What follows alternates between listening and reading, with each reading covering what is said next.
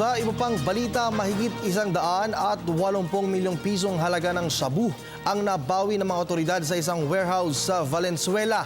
Ang detalye ng ulat, alamin natin mula sa aming kasamang si George Bandola, live via phone patch.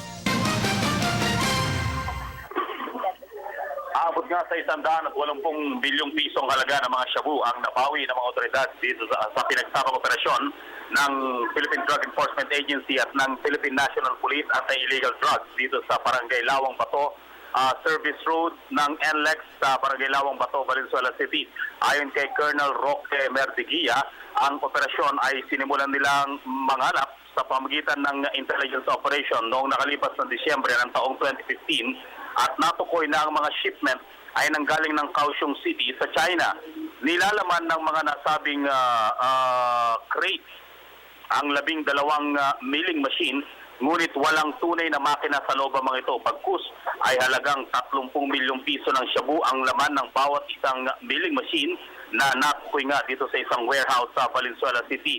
Nang isagawa ang operasyon ay 36 na pakete ng shabu ang nabawi sa dalawang Filipino-Chinese na nasa kustudiya na ngayon ng PNP.